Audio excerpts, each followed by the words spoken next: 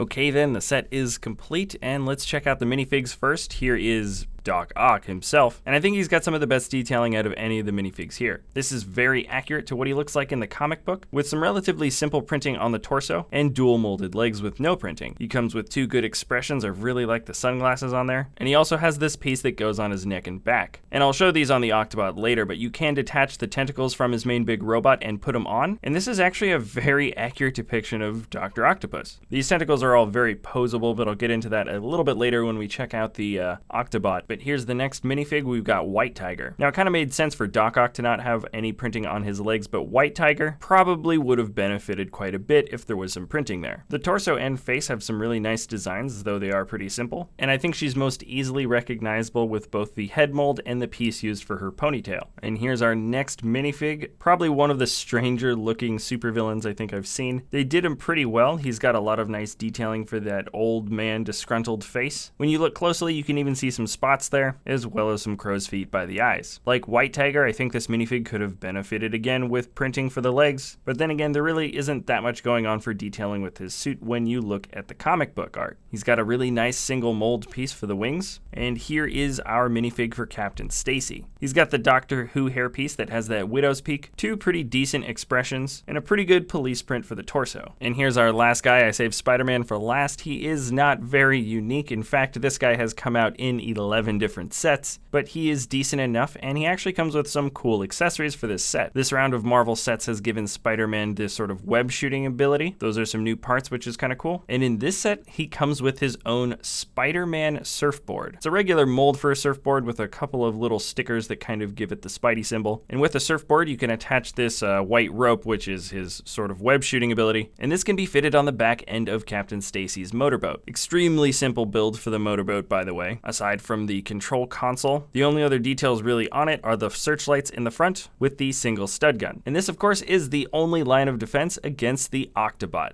Now, sometimes I think I have my mind sort of made up about a vehicle or a set before I open it, and I gotta say, out of a lot of the new Marvel sets, I probably wasn't as excited about this big build as opposed to some of the other ones, but now that I've got it in front of me and I've used all of the features, it's a pretty solid vehicle. It's well balanced and very easy to pose. It's got a lot of functions, and more importantly, those functions work very well. Sometimes you'll see a fold function from a set, or it'll have an ability to shoot something, but here all the moving parts seem very accessible, non flimsy, and in general just sort of ready for action. Alright, so let's break the functions down now. I mentioned action, so there are 2 6-shot stud shooters on either side of the cockpit, and what's good here is that they're very easily posable and extremely easy to shoot. The entire large cylinder on the back can be spun around, which acts as the trigger, and it gives you just a little bit more control as to how you want to shoot these studs. And maybe it's just my opinion, but it also feels just a little bit more accurate. The next big function to check out are these tentacles, and what's great about them is that they're just so posable. At their base, they're attached on a round joint, so they can be pretty much oriented in any direction, and on top of that, they have 3 ratcheted joints, and the 3-fingered claws are also on round ball joints. This basically means that the tentacles and claws can be put in just about any position you can imagine, and at this point you're only really limited by their length. And they actually do have a pretty decent reach. Those studs turned inwards on the claws allows for you to very easily hold on to any minifigure. You can simply put the feet in the actual studs, and you're not going to get a better grabbing function than that. You also might have noticed this sort of smokestack built at the top. This is also a gear, so instead of just moving the tentacles around in the sort of exact positions that you like, you also get a fun, quick, and satisfying action function to move them around. And one function that actually works really well is just getting the driver, Dr. Octopus, in and out of the cockpit. This seems like the most obvious thing ever, but sometimes vehicles make it a little bit of a pain getting a minifig in and out of the control section, but here the cockpit is wide open. His feet just wedge in at the bottom of those plates. He doesn't actually stick into any studs, and the control section just folds up in front of him. Now, I also said this thing was pretty well balanced and easily posable, and for starters, the entire upper half of the robot can turn, and it's got 360 degrees of mobility. It's pretty easy to turn, though it feels a little bit ratcheted. You can feel just a tiny bit of resistance there, and moving even further down, there's quite a bit of mobility to the legs. The legs definitely have a very interesting shape to them. There's some detailing on the bottom that kind of looks like suction cups for an octopus, and I think the build style here is kind of simulating very short, stubby tentacles. The legs can spread out fairly wide, and when they're at their widest stance, this build stands incredibly sturdy. If you fold them into their most narrow, however, there's probably no way this thing's actually going to stand perfectly upright. Because the 4 legs are the same on all sides and the body has 360 degrees of mobility, it gives the air that this robot is very effective in moving around. And you can also pose the legs in a way that look like it's sort of shimmying from one side to another. This, along with the extremely posable tentacles, you can get some really nice action shots from this if you want to do some poses. And it kind of makes this build very good for both display and play.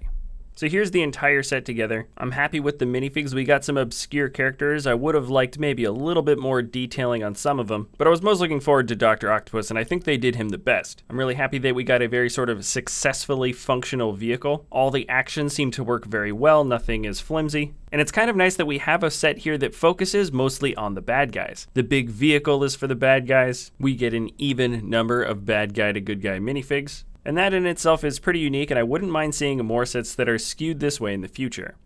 Alright, that's it for this episode. Thanks a lot for watching, everyone. If you want to buy the set, I have left a link in the video description below. And other than that, if you enjoy our content, you can always like this video or subscribe. Thanks a lot again for watching, and we'll see you next time at BrickVault.